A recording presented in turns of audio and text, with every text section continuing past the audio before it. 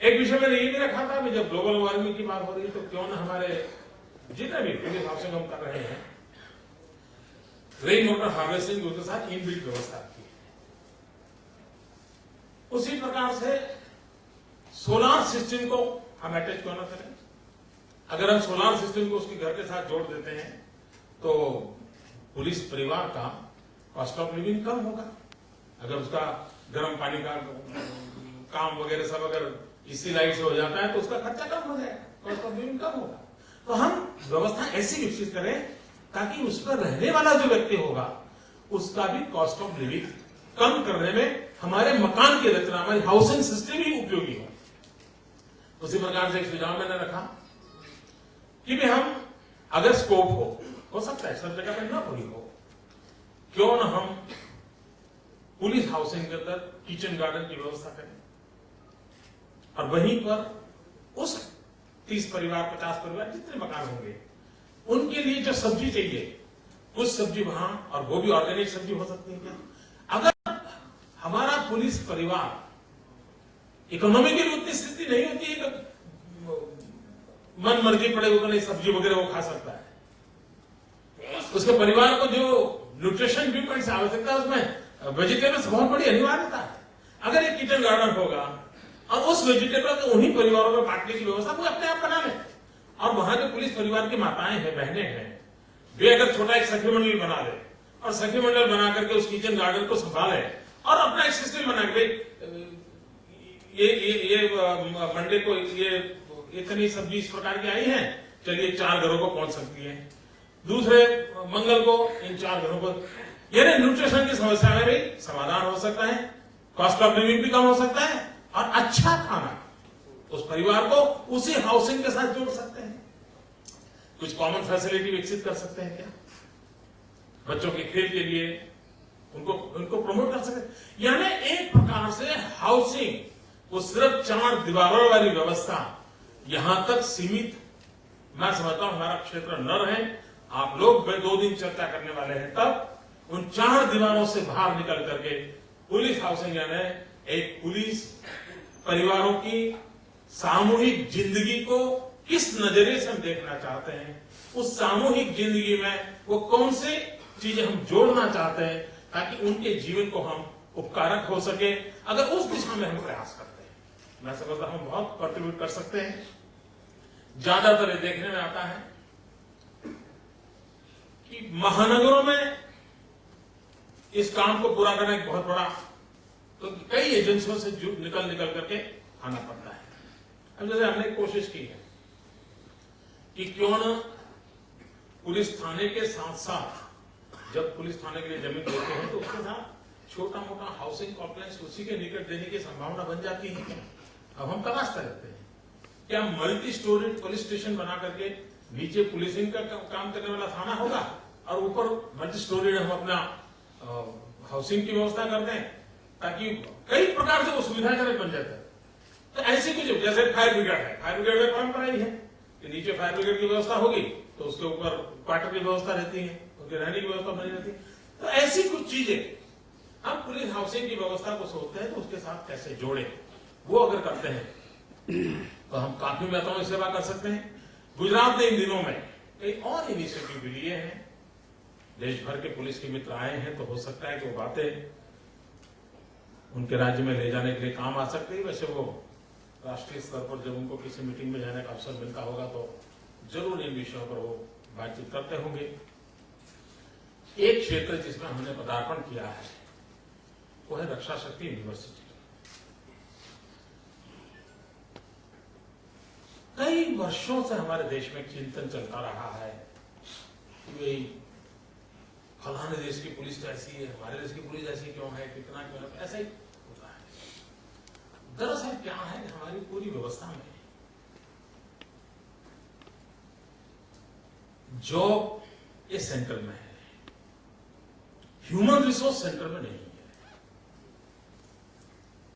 थोड़ा शिफ्ट करके human resource और उसके लिए ये अगर हम थोड़ा एम्फेसिस बदल दें तो हम सारी स्थितियों को बदल सकते हैं। और उस एक छोटे से विचार में हमने गुजरात में रक्षा शक्ति यूनिवर्सिटी को प्रारंभ किया। पहले क्या होता था, कोई नौजवान जॉब की तलाश में है, सुबह अप्लाई करता है कहीं ड्राइवर की नौकरी के लिए, फिर पता चलता है कि वहां प्यून की जगह है तो वहां अप्लाई कर देता है, फिर शाम को पता चलता है कि नहीं वो उनको सेल्समैन की जरूरत है तो वहां अप्लाई कर देता है, इतने में पता चलता है पुलिस की भर्ती होनी होती है वहां अप्लाई कर देता है। उसे मालूम नहीं कहां जाना है, क्यों जाना है मालूम नहीं, वो अपना चिट्ठी डाल देते हैं जॉब चाहिए, और अगर हाइट बॉडी ठीक है तो मेल बैठ जाता है, चलो भाई पुलिस में रिक्रूट कर, और फिर 6 महीना जो भी पैर ऊपर नीचे करना ये करना और वो कपड़े पहन लेता है और वो सिस्टम में आ जाता है। आया था क्यों? जॉब के कारण, फिर उसमें अपना गुजारा कर लेता है। क्या हम इसे प्रोफेशनलिज्म कन्वर्ट कर सकते हैं?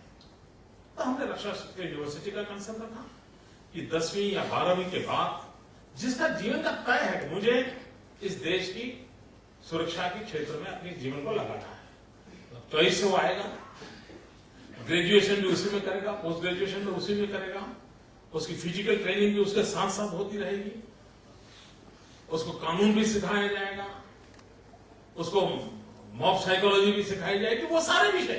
अरे एक प्रकार से जो काम हम 6 महीने में मुश्किल से उसको हाथ पैर हिलाना सिखा करके लगा देते हैं, ये 3 साल 5 साल के कोर्सेज करके एक ऐसा ह्यूमन मटेरियल हम लोगों के हाथ लगेगा जिसके कारण हम धीरे धीरे पूरी व्यवस्था को बदलेंगे। रक्षा शक्ति यूनिवर्सिटी हमारे यहाँ प्रारंभ की है, 1 वर्ष हो चुका है, देश भर से लोग उसकी इंक्वायरी कर रहे हैं, और मैं तो पुलिस क्षेत्र के मित्र हैं, फैकल्टी के लिए भी अच्छे लोग समय देना चाहते हैं, गुजरात में निमंत्रण है आपको।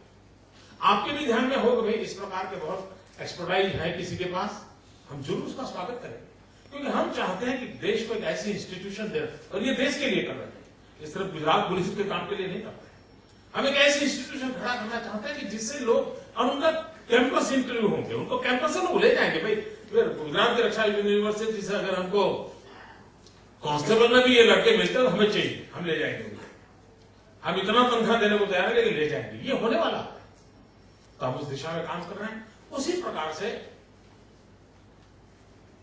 लॉ एंड ऑर्डर के सिचुएशन ने रूप बदल दिया है। अब हॉलैंड में बैठा हुआ एक इंसान कंप्यूटर के बटन पर उंगली डाल करके आपकी पूरी बैंक लूट सकता है, ये स्थिति बन गई। अब ऐसे समय में पुराने तौर तरीकों से सबूत उपलब्ध कराना, उसको सजा तक ले जाना, ये इस क्षेत्र बदल चुका है। जिस प्रकार से हाईटेक गुना हो रहे हैं, तो सबूत भी तो हाईटेक सिस्टम से ही लाने पड़ेंगे, इन्वेस्टिगेशन, और उसी के लिए हमने फॉरेंसिक साइंस यूनिवर्सिटी बनाई है। अब दुनिया में Gujarat is the first state कि जिसने फॉरेंसिक साइंस यूनिवर्सिटी बनाई है दुनिया में कई, और आज दुनिया के कई देश गुजरात की फॉरेंसिक साइंस यूनिवर्सिटी के साथ कोलैबोरेशन के साथ पार्टनर बन करके इस क्षेत्र में, रिसर्च के क्षेत्र में जुड़ना चाहते हैं। हिंदुस्तान के भी राज्य आगे आए, भले आपकी जिम में पुलिस हाउसिंग का होगा, लेकिन जिस बेड़े के साथ आप बैठते हो, जिस बिरादरी में आप बैठते हो, उनसे बताएंगे। ये 2 ऐसे कंट्रीब्यूशन होने वाले हैं जो आने वाले दिनों में देश की बहुत बड़ी ताकत बनने वाली है। उस human resource development, technological development, इस क्षेत्र में हम कितना कंट्रीब्यूशन कर सकते हैं, मैं आपको निमंत्रण देता हूं। जिस प्रकार से एक भारत सरकार कैसे इसको करे, आर्मी में, बीएसएफ में, सीआरपीएफ में, वहां भी इस कंस्ट्रक्शन की दुनिया के लिए कई ऑर्गेनाइजेशन चल रहे हैं। ये रोड भी बनाते हैं बड़े ही ट्रैक में। क्या पुलिस हाउसिंग के काम के साथ इन इंस्टीट्यूशंस का भी कोऑर्डिनेशन की कोई व्यवस्था बन सकती है क्या? उनके पास बजट थोड़ा ज्यादा होता है, हिली ट्रैक में उनको रास्ते बनाने हैं तो बहुत बड़ा बजट दिया जाता है, उनके पास एक्सपर्टाइज भी अलग प्रकार की है।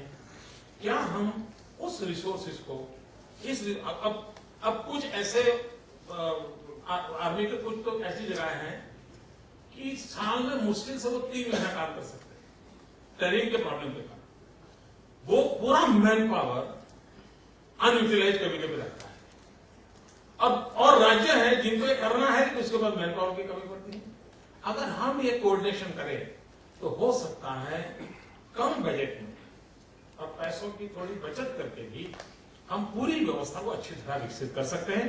भारत सरकार इस पर सोचे कि ये जितने जितने इंस्टीट्यूशंस हैं, साधन इतनी बड़ी मात्रा में है, उसको अगर सब जगह पे उपयोग करने की व्यवस्था विकसित की जाए तो बहुत बड़ा काम हो सकता है।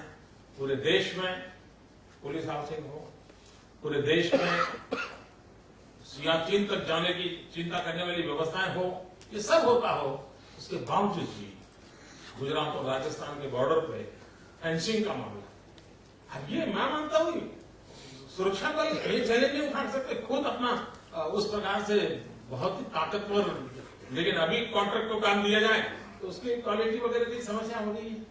अगर इस प्रकार की चैलेंजिंग का इस प्रकार के कॉर्पोरेशन क्यों न उठाए, अपने दायरे से ऊपर उठ करके नई चीजें क्यों न करें, और धीरे धीरे यही कॉर्पोरेशन एक प्रोफेशनली, और हम गुजराती लोगों की जरा सोच थोड़ी अलग रहती है, तो हम तो कभी शायद और भी कॉन्ट्रैक्ट लेना शुरू कर दें हाउसिंग के माध्यम से, और भी डिपार्टमेंट को मकान बनाना शुरू कर दें।